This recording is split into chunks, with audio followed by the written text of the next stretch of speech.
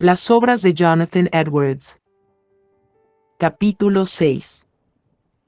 En este capítulo escucharán relatos relacionados con el establecimiento en el ministerio de Northampton, situación de las cosas en el tiempo de su instalación, atención a la religión en la feligresía, curso de los estudios, hábitos de vida, matrimonio, muerte y carácter del Sr. Stoddard, enfermedad del Sr. Edwards, muerte y carácter de su hermana Jerusa.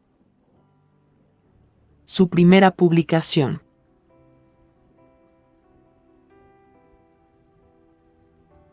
El 15 de febrero de 1727, el Sr. Edwards fue ordenado como un ministro del Evangelio y puesto sobre la iglesia y congregación en Northampton como el colega de su abuelo, el reverendo Sr. Stoddard.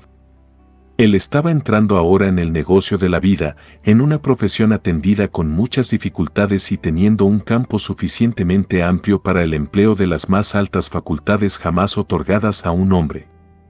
No sería impropio, por lo tanto, detenerse un momento y repasar las circunstancias en las cuales él había sido colocado. En ese entonces, él tenía 23 años de edad. Su constitución era naturalmente tan delicada, pero tan delicada y enfermiza, como para ser cuidada.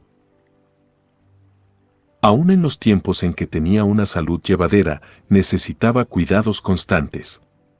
Él había pasado por sucesivos periodos de la infancia, juventud y masculinidad, no solamente sin reproche sino de tal manera que aseguró la alta estima y aprobación de todos los que le conocieron. Su piedad filial y afecto fraternal habían sido muy ejemplares y le habían suministrado un centro de fuerte atracción a la unidad familiar. Fue originalmente de un carácter serio y sobrio. Él había sido el objeto de impresiones religiosas tempranas, frecuentes y fuertes, las cuales, si no resultaron en una conversión salvadora en su infancia, le hicieron consciente y solemnemente diligente en las cosas de la eternidad. Por un considerable periodo, él no solo había sentido la vida y poder de la religión, sino que estaba imbuido con una inusual y grande medida de la gracia de Dios. Pocas personas, de la misma edad, descubrieron una piedad tan pura, tan práctica o tan llena. Él era devoto de los libros desde su infancia y parecía concordar con su carácter, desde muy temprana edad, el haberse formado hábitos de severa y exitosa aplicación. Su mente poseía originalmente capacidades poco comunes y lleno de un intenso deseo de conocimiento. Fue calificado como una eminencia, como ya hemos visto, no únicamente en una simple búsqueda, sino en cada senda de la literatura y la ciencia. Aun cuando era el miembro más joven de su clase, él había sido reconocido como su primer erudito en la distribución de estos honores. Él no fue distinguido por sus logros en latín, griego o literatura hebrea únicamente, sino aún más en aquellos estudios que requieren la aplicación de capacidades más fuertes en matemáticas y lógica, en filosofía natural y mental, y en los más elevados principios de teología. En esto, Jonathan Edwards no solamente había probado su capacidad de comprender los descubrimientos de otros, sino que se había atrevido más allá, en donde no había ni camino ni guía que seguir, dentro de nuevas e inexploradas regiones del mundo espiritual, con tal éxito que bien podría haberlo impulsado en proyectos audaces y atrevidos.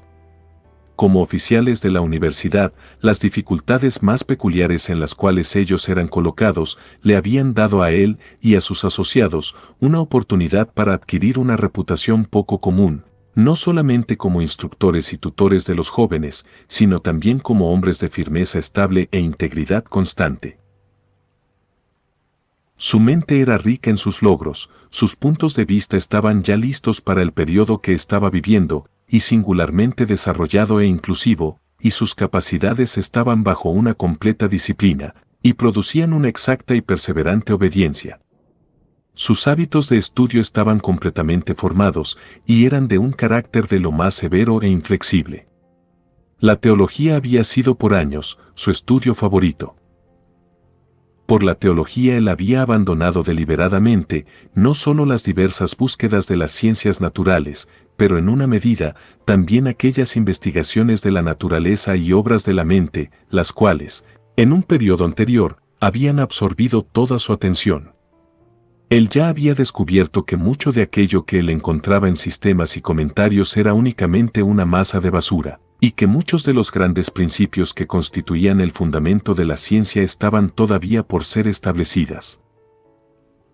Él había estudiado teología, no principalmente en sistemas o comentarios, sino en la Biblia y en el carácter y mutuas relaciones de Dios con sus criaturas, de donde se derivan todos sus principios. Y ya había entrado en una serie de investigaciones, las cuales, si finalmente se encontraron correctas, efectuarían los más importantes cambios en las opiniones del mundo cristiano. El ministerio había sido desde mucho tiempo atrás, la profesión que él escogió, y era sin duda, la única profesión que él hubiera pensado en seguir. Probablemente pocas personas se dedicaron al sagrado oficio con una visión más exacta de su grandeza e importancia. Era evidente que consideraba su trabajo como simplemente la obra para la salvación. La misma obra y comisión, la cual aquel que descendió a este mundo llevó a cabo. Y para su cumplimiento era obvio que había sido deliberado una completa rendición de sí mismo. Su aceptación como predicador había sido ciertamente halagadora. Repetidas y urgentes proposiciones le fueron hechas para que se estableciera en este o aquel lugar, y tanto como se sabe, él era obviamente recordado como un hombre joven con un poco común y prometedor futuro. Northampton, el lugar en donde se estableció, es naturalmente hablando, un lugar extraordinariamente agradable. Era en aquel entonces la colonia principal de un condado, abarcando casi la mitad del área de la colonia y reunía dentro de sus límites más que la ordinaria porción de refinamiento y distinción. La iglesia era grande y muy unida con la congregación. Ambas estaban unidas a él, ardientemente deseosas de que él fuera su ministro. Desde su infancia él había conocido familiarmente tanto el lugar como a la gente. Sus padres eran íntimos amigos de muchos de sus habitantes, y ellos por su unión con los habitantes del lugar, consideraban su establecimiento ahí como un evento de lo más placentero. Él era también el individuo, quien probablemente entre otros muchos, desearía su abuelo tener como colega y sucesor. Ese venerable hombre, entonces de 84 años, había sido el ministro de Northampton por 55 años, y por su piedad, su gran energía de carácter y su conocimiento de la humanidad, había obtenido precozmente y mantenido durante una larga vida un singular grado de importancia entre los ministros e iglesias de Nueva Inglaterra. Aun cuando fue un estudiante dedicado, un capaz y fiel predicador, fue casi siempre eminente y en cuanto a su carácter, un hombre de negocios y de acción. Y en todos los más importantes cuerpos eclesiásticos de Massachusetts mantuvo por muchos años una influencia la cual usualmente no era disputada. En Northampton había sido un fiel y exitoso ministro. Por sus predicaciones, el lugar había repetidamente atestiguado avivamientos religiosos, particularmente en 1679, en 1683, en 1690, en 1712 y en 1718. Aquellos de los años 1683, 1690 y 1712 se distinguieron por su extensión y por el aumento habido en el número de los feligreses. Mientras que los antiguos miembros de la Iglesia, quienes, con muy raras excepciones, lo recuerdan a él como su padre espiritual.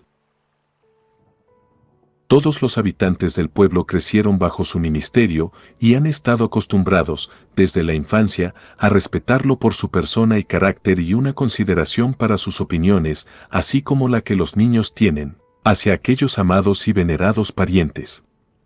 Una circunstancia pertinente a la condición actual de la iglesia de Northampton merece ser mencionada aquí, ya que tiene una relación esencial en algunos de los más importantes eventos anotados en estas páginas. Esa iglesia, como todas las primeras iglesias de Nueva Inglaterra, de conformidad a su declaración de principios original, no admitía ninguno de los sacramentos de la Cena del Señor, excepto aquellos que después de un debido examen fueran tenidos según el juicio de la caridad cristiana como personas regeneradas. Tal era la práctica general de la Iglesia, desde el tiempo de su formación, durante la vida del Sr. Mater, y por arriba de los 30 años después del establecimiento del Sr. Stoddard.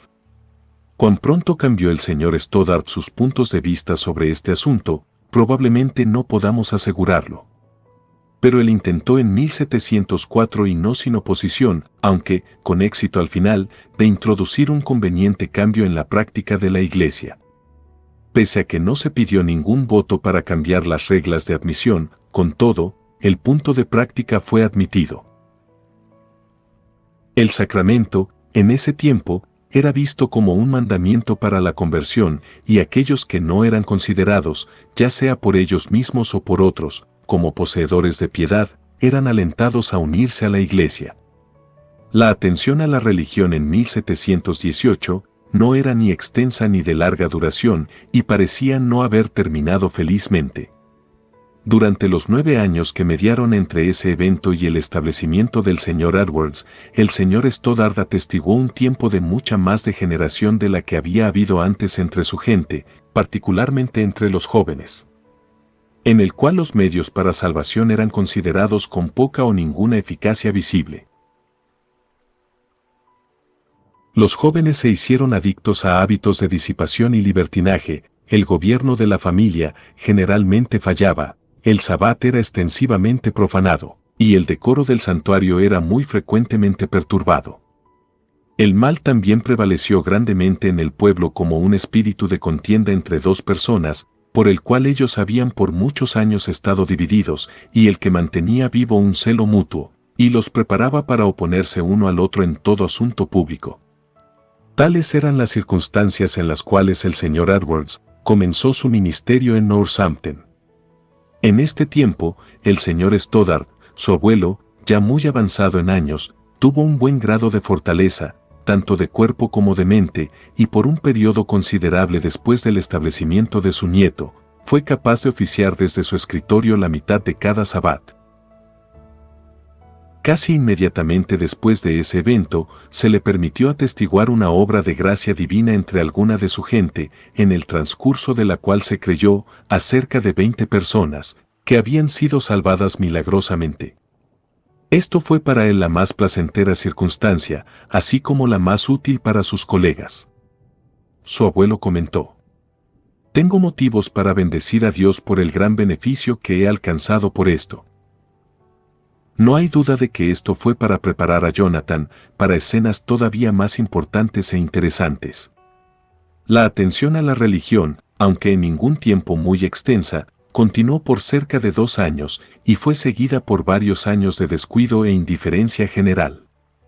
Inmediatamente después de su establecimiento, el Sr. Edwards comenzó la práctica de preparar 2 discursos semanales, uno de los cuales era predicado como una conferencia en una tarde de la semana.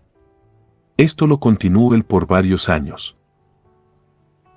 Aun cuando él continuaba predicando el Evangelio como el mayor deber de un ministro, y bajo ningún concepto ofrecería a Dios o compartiría a su pueblo aquello que no fuera el fruto de su fatiga y trabajo. Con todo él resolvió, desde el inicio de su ministerio, no dedicar el tiempo de cada semana exclusivamente a la preparación de sus sermones, sino ocupar una gran parte de ese tiempo en el estudio de la Biblia, y en la investigación de los más difíciles e importantes temas de la teología. Su método de estudio con la pluma ha sido anteriormente descrito y fue entonces vigorosamente retomado en la continuación de sus misceláneos y sus notas sobre las Escrituras, así como un trabajo titulado Los tipos del Mesías en el Antiguo Testamento. Aparentemente este trabajo comenzó mientras era un candidato para el ministerio.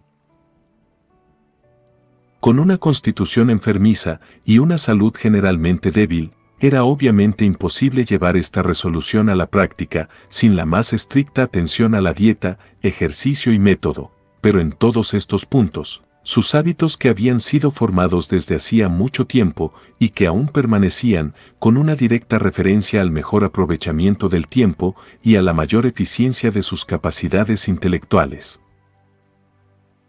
En el comer y el beber, él era inusualmente abstemio y constantemente vigilante. Él observaba cuidadosamente los efectos de las diferentes clases de comida y seleccionaba aquellas que mejor convenían a su constitución y que aportaran una mejor condición para su trabajo mental. Habiendo también averiguado la cantidad de alimento, mientras sostenía su fortaleza corporal, la cual dejaba a su mente más despierta y activa. Él se ajustaba escrupulosa y exactamente a los límites prescritos, teniendo como una vergüenza y un pecado desperdiciar su tiempo y su fortaleza mental por indulgencia animal. Respecto a esto, él vivía por la regla y constantemente practicaba una gran autonegación, como él hizo también con relación al tiempo ocupado en dormir. Él se acostumbró a levantarse a las 4, o entre las 4 y las 5 de la mañana, y en invierno a pasar varias horas en estudio, ya que estas horas son comúnmente desperdiciadas en un adormecimiento. Por las tardes, él usualmente se permitía un tiempo de relajación en medio de su familia. Su diversión más usual durante el verano era montar a caballo y caminar. En sus cabalgatas y caminatas solitarias, él había decidido antes de salir de casa sobre qué asuntos meditar. Él comúnmente solía, si no era distraído por alguna compañía, cabalgar 2 o 3 millas después de cenar a una arboleda en donde él desmontaba y caminaba un poco.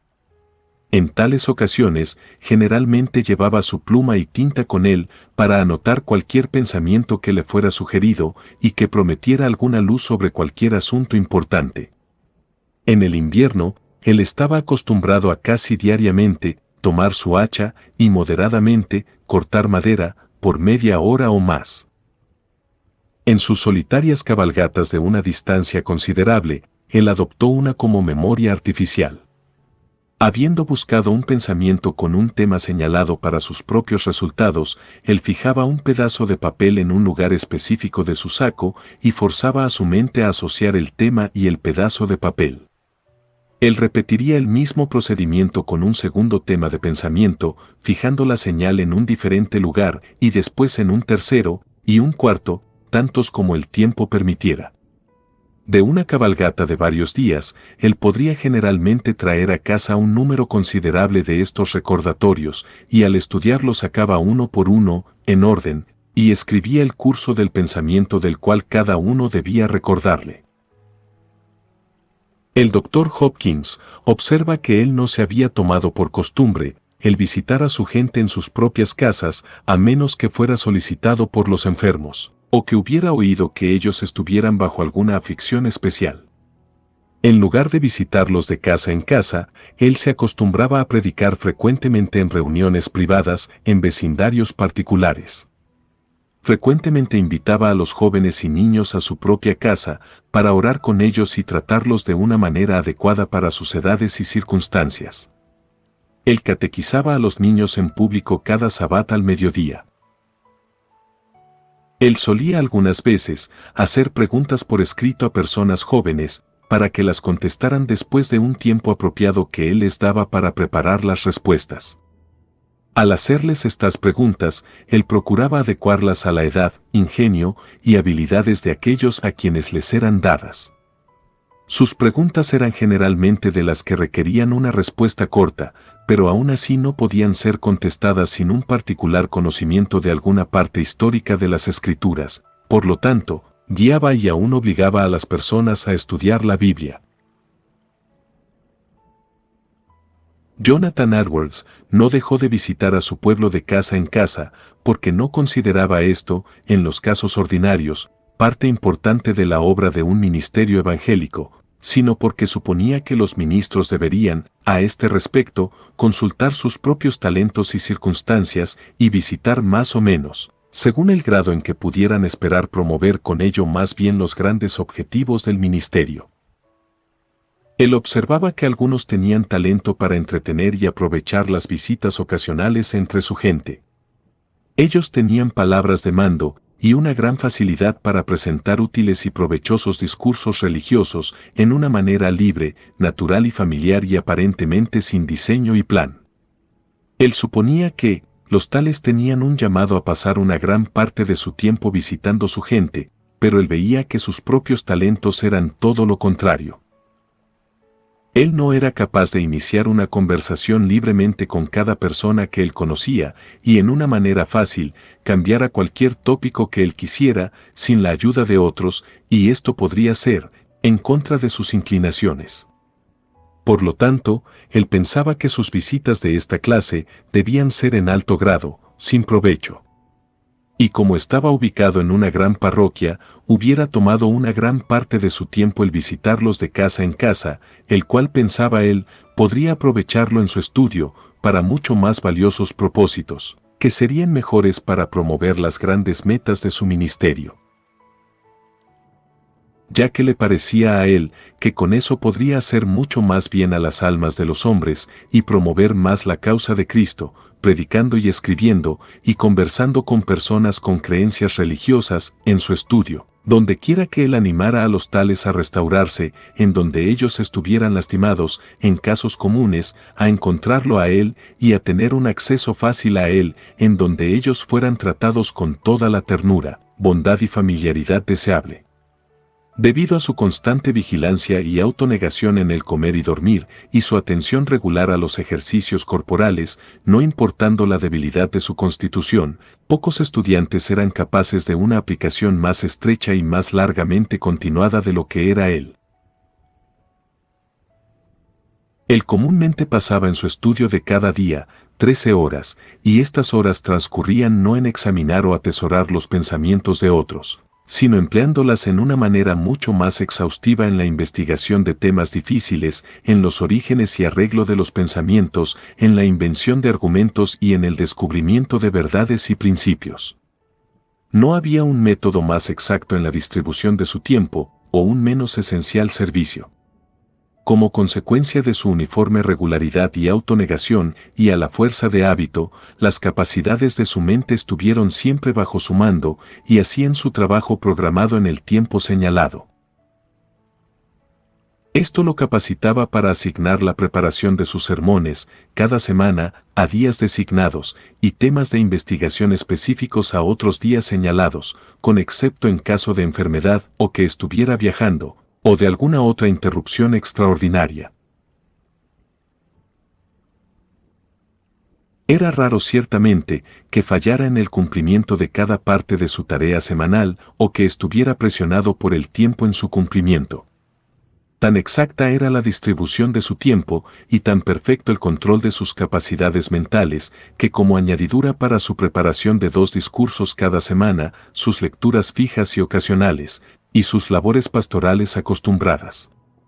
Él continuó regularmente sus notas sobre las Escrituras, sus misceláneos, sus tipos del Mesías y un trabajo que comenzó pronto, al que tituló Profecías del Mesías en el Antiguo Testamento y su cumplimiento.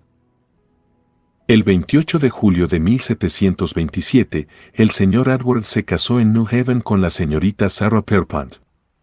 Su abuelo paterno, Don John Pierpont, quien vino de Inglaterra y residía en Rosebury, Massachusetts, provenía de la rama joven de una de las familias más ilustres de su país. Su padre, el reverendo James Pierpont, era un eminente, pío y útil ministro en New Haven. Se casó con Mary, la hija del reverendo Samuel Hooker, de Farmington, quien era el hijo del reverendo Thomas Hooker, de Hartford, familiarmente llamado el padre de las iglesias de Connecticut, y bien conocido en las iglesias de Inglaterra por sus distinguidos talentos y más ardiente piedad. El señor Pierrepont era uno de los fundadores principales y uno de los fideicomisarios de la Universidad de Yale, y para ayudar a promover el seminario, dictó conferencias a los estudiantes por un considerable tiempo, como profesor de moral y filosofía. El programa de las iglesias de Connecticut, establecido en Saybrook en 1708, se debe a su pluma. La señorita Pierrepont nació el día 9 de enero de 1710 y al tiempo de su matrimonio estaba en los 18 años de edad. Era una joven dama de una belleza poco común, y esto no es únicamente lo que la tradición nos cuenta, pues el Dr. Hopkins, quien la vio por primera vez cuando era ya madre de 7 niños, dice que ella tenía una belleza mayor que la ordinaria. Su retrato pintado por un respetable pintor inglés mostraba una forma y características no muy frecuentemente igualadas. Exhibía también esa peculiar expresión de amabilidad que era el resultado de la combinación de inteligencia, alegría y benevolencia. Las capacidades naturales de su mente eran de un orden superior, y estando sus padres en una situación holgada, y siendo de puntos de vista liberales, proveyeron para sus hijos todas las ventajas de una ilustre y pulida educación. En sus modales ella era gentil y cortés, amable en su comportamiento, y la ley de la bondad parecía gobernar toda su conversación y conducta. Ella era también un raro ejemplo de piedad precoz. Habiendo manifestado la vida y el poder de la religión, y eso en una manera asombrosa, pues cuando tenía tan solamente 5 años de edad, y habiendo confirmado las esperanzas de sus amigas más queridas, por la uniforme y continuamente creciente excelencia de carácter en su infancia y juventud. Tan cálidos y vigorosos eran sus sentimientos religiosos en todas las etapas de sus vidas, que ellos quizás pudieran ser recordados como entusiastas, si no fuera porque estaban bajo el control de la verdadera delicadeza y sólida discreción. El señor Edwards la había conocido varios años antes de su matrimonio, y por el siguiente pasaje, escrito en una hoja en blanco en 1723. Es obvio que, aún entonces su poco común piedad, había cautivado su atención. A continuación, escucharán lo que Jonathan Edwards escribió inspirado y pensando en Sarah. Dicen que hay una joven dama en New Haven, quien es amada por ese gran ser que hizo las reglas del mundo, y que hay ciertas épocas en las cuales este gran ser, en alguna forma viene a ella y llena su mente con un grandemente dulce deleite. Ella difícilmente se preocupa por otra cosa, excepto por meditar en él. Ella espera que después de un tiempo, sea recibida arriba en donde él está, para ser llevada fuera del mundo y ser tomada arriba en el cielo, estando segura de que él la ama tanto también como para permitir que ella permanezca para siempre alejada de él. Ahí ella habitará con él, y será arrebatada con su amor y delicia para siempre. Por lo tanto, si usted presenta todo el mundo ante ella, con las riquezas de sus tesoros, ella los menospreciará y no le importarán. Ella se olvida pronto de cualquier dolor o aflicción y tiene una extraña dulzura en su mente y una singular pureza en sus afectos, es la más justa y recta en toda su conducta. Usted no podría persuadirla de hacer algo malo o pecaminoso, ni siquiera si le ofreciera todo el mundo, y menos si con eso ofendiera a este gran ser. Ella tiene una maravillosa dulzura, paz y una total benevolencia de mente, especialmente después de que este gran Dios se ha manifestado a sí mismo a su mente. Ella algunas veces iba de un lugar a otro cantando dulcemente, y parecía estar siempre llena de gozo y placer, y nadie sabía por qué. Le gustaba estar a solas, caminando en los campos y arboledas, y parecía tener un ser invisible siempre conversando con ella. Después de una debida indulgencia por viveza de sentimientos, el lector estará convencido que tal testimonio, concerniente a una joven dama de 13 años, pudiera no haber sido dado por un juez tan competente, que no hubiera ahí algo poco usual en la pureza y elevación de su mente y la excelencia de su vida. Pocas personas, estamos convencidas, de que otras personas no mayores de lo que era ella en el tiempo de su matrimonio, han hecho igual progreso en santidad, y raras, muy raras, sería el caso, en el cual se observara tal afinidad en los resultados de una más pura o ininterrumpida felicidad. Era una unión fundada en una alta estima personal y en un mutuo afecto, la cual crecía continuamente y maduraba, y estaba sazonado para el tiempo de la cosecha. El cargo a la que ella había sido llamada a ocupar en esta temprana edad es uno de gran delicadeza, así como de responsabilidad, y es realizado con muchas dificultades. Ella comenzó a realizar varios deberes para su familia y la gente a los que ella fue llamada, con una firme confianza en la guía y apoyo de Dios, y quizás no se puede dar una más fuerte evidencia de su substancial valía, que aquella que desde el principio ella alivió la carga de ellos en tal manera, que aseguró la alta y creciente aprobación de todos los que la conocieron. La atención a la religión, la cual ha sido mencionada al inicio, fue más o menos por el tiempo de la ordenación del Sr. Edwards, no mucho tiempo más, continuó por cerca de 2 años, y fue seguida por varios años de falta de atención e indiferencia. Sus labores públicas continuaron con fidelidad, pero con no peculiar éxito, y él tenía razón al lamentar el declive, demasiado perceptible, de su gente, tanto en religión como en moral. El 11 de febrero de 1729, su venerable colega fue quitado de la escena de sus labores terrenales. Este evento fue sincera y tiernamente lamentado por la gente de Northampton, así como extensivamente por toda la provincia. El sermón en el funeral fue predicado por su yerno, el reverendo William Williams, de Hatfield, y numerosos ministros, en sus propios púlpitos, rindieron un similar tributo de respeto a su memoria. En la primavera del mismo año, la salud del Sr. Edwards, como consecuencia de demasiada aplicación al trabajo, fue quebrantada, tanto que él fue obligado a ausentarse de su gente varios meses. En los primeros días de mayo estaba él en New Haven, en compañía de la señora Edwards y su bebé, una hija nacida el 25 de agosto de 1728. En septiembre, su padre, en una carta a una de sus hijas, expresaba la esperanza de que la salud de su hija fuera restablecida como para capacitarlo para reanudar sus labores y predicar 2 veces el Sabbat. Él probablemente pasó el verano parte en Northampton y parte viajando. Su visita a Windsor, en septiembre, le dio su última oportunidad de ver a su hermana Jerusa, a quien él amaba tiernamente, y quien un poco tiempo antes había pasado un tiempo considerable con sus amigos en Northampton. Ella fue atacada por una fiebre maligna en diciembre, y el 22 de ese mes falleció en la casa de su padre. La poco común fortaleza y excelencia de su carácter la hicieron peculiarmente querida para todos sus familiares y amigos, y por los testimonios de su padre, de 4 de sus hermanas, y de un amigo de la familia que vivía lejos de ahí, escritos poco después de su muerte, he averiguado los siguientes detalles. Ella nació en junio de 1710, y en el testimonio de ese amigo, fue una joven dama de gran dulzura de carácter, de un fino entendimiento y de una hermosa apariencia.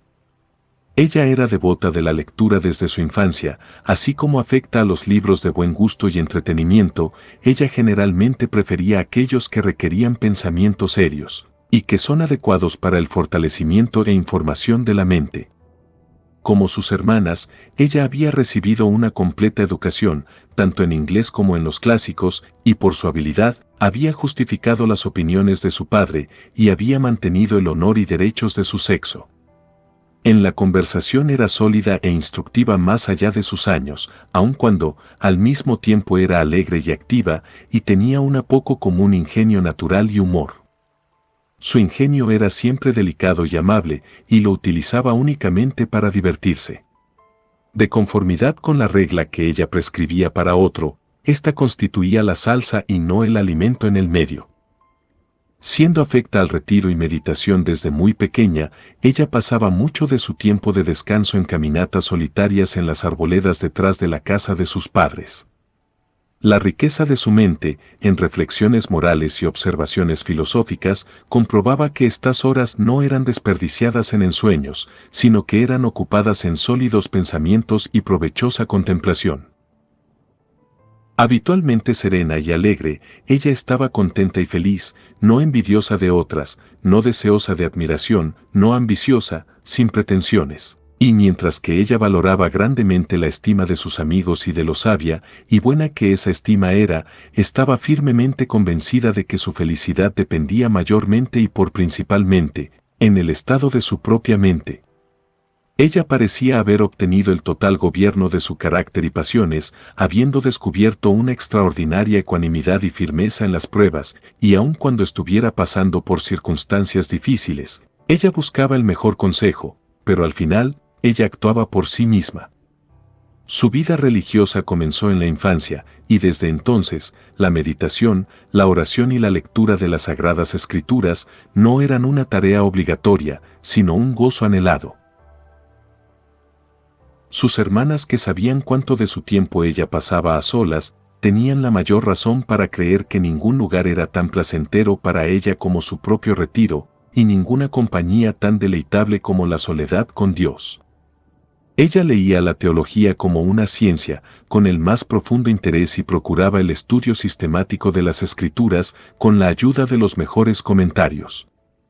Su observancia del Sabbat era ejemplar, al prepararse solemnemente para ello, en destinar las horas prescritas y en dedicarse únicamente a ocupaciones sagradas. Y en solemne y total devoción de su mente a los deberes del santuario, ella parecía habitualmente sentir como David: la santidad conviene a tu casa para siempre.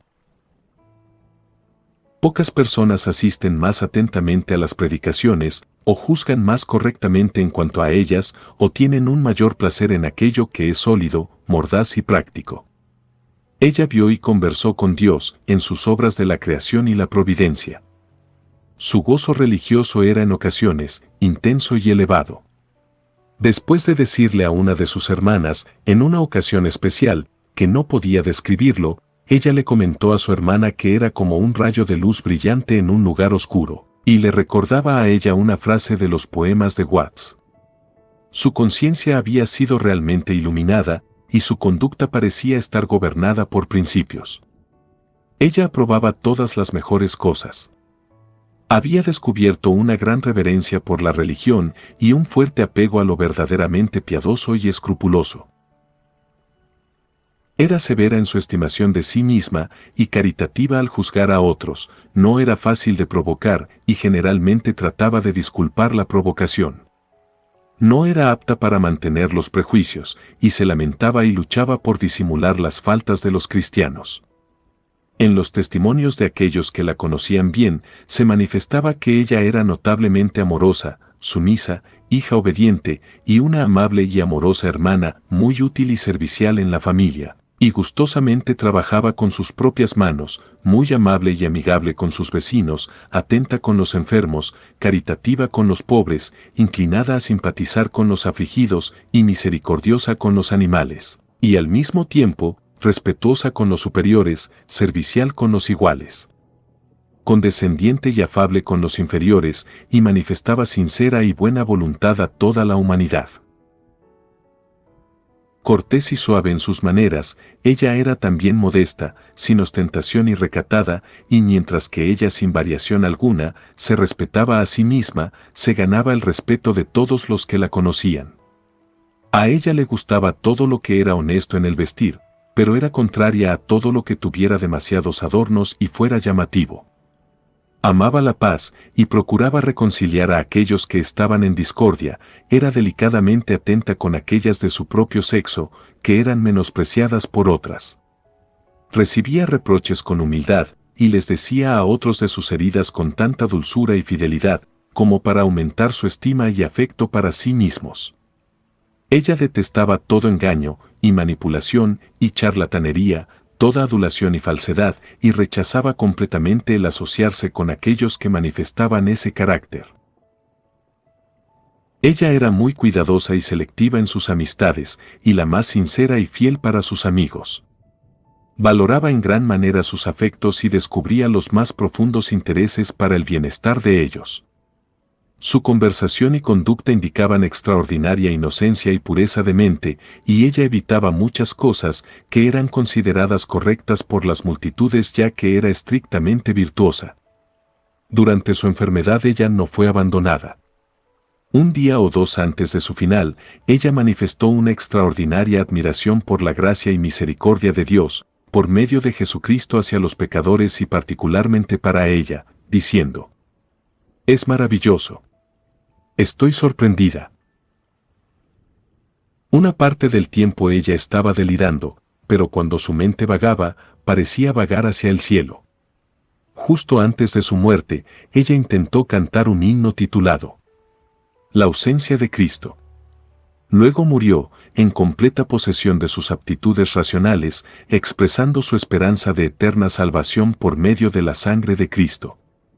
Este primer ejemplo de la destrucción de la muerte en esta numerosa familia fue una prueba realmente difícil para todos sus miembros, y la dulzura con que ellos mantenían la memoria de la que había partido, probablemente solamente terminaría al morir ellos. La segunda hija del señor y la señora Edwards nació el día 16 del siguiente abril y la nombraron Jerusa por su hermana fallecida. En julio de 1731, el señor Edwards, que estaba en Boston, predicó un sermón en una conferencia pública, titulado Dios se glorifica en la dependencia del hombre, usando la cita de 1 de Corintios 1:29 al 30. Que dice, que ninguna carne se gloríe en su presencia, mas por él estáis vosotros en Cristo Jesús, el cual nos ha sido hecho por Dios sabiduría, justificación, santificación y redención. Para que, como está escrito, el que se gloría, gloríese en el Señor. Fue publicado por petición de varios ministros y otros que lo oyeron, y presidido por un prólogo de los reverendos Prince y Cooper de Boston. Esta fue su primera publicación y es muy raramente conocida para el lector americano de sus obras. El tema era nuevo en aquella época, así como la forma en que el predicador lo presentó, y causó una profunda impresión en la audiencia y en los respetables caballeros que estuvieron especialmente activos en procurar su publicación. Esto fue con no poca dificultad. Dijeron ellos, que la juventud del autor y su modestia persuadieran para que se le permitiera aparecer como predicador en la conferencia pública, y después para darnos una copia de su discurso, a petición de varios ministros, y otros que lo oyeron.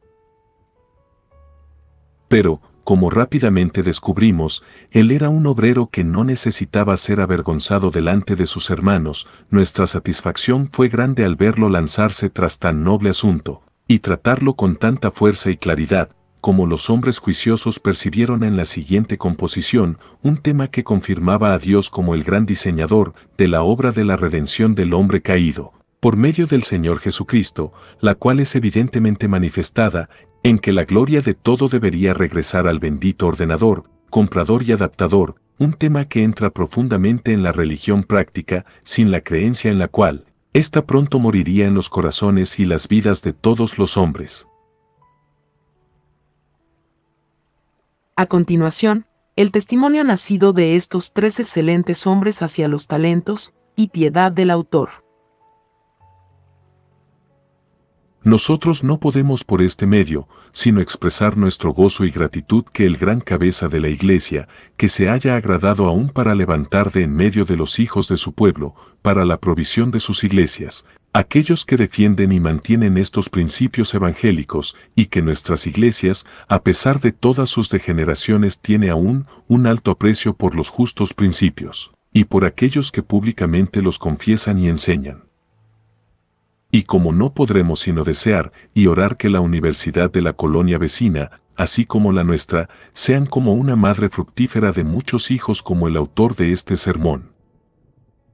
Por tanto nos regocijamos de corazón, por el especial favor de la providencia, al otorgar un tan rico regalo a la dichosa iglesia de Northampton, la que ha, por tantos lustros de años, florecido bajo la influencia de tan piadosas doctrinas, habiendo sido enseñadas durante el excelente ministerio de su finado y venerado pastor, cuyo don y espíritu vivirán para siempre y brillarán en su nieto hasta el final. Deseamos que ellos puedan abundar en todos los amables frutos de humildad evangélica y acciones de gracias para la gloria de Dios. El discurso en sí merece estas altas recomendaciones. Este fue el comienzo de una serie de esfuerzos, por parte del autor, para manifestar la gloria de Dios, de la manera en que lo hace en la más grande de todas sus obras, la obra de la redención del hombre. Efectivamente es extraña la forma en la que una primera publicación es igualmente rica en pensamientos consolidados o en unas nuevas y elevadas concepciones. La tercera hija del señor y la señora Edwards, también una niña. Nació el 13 de febrero de 1732 y recibió como nombre Esther. Igual que la madre de Jonathan, la señora Stoddard. Fin del capítulo 6.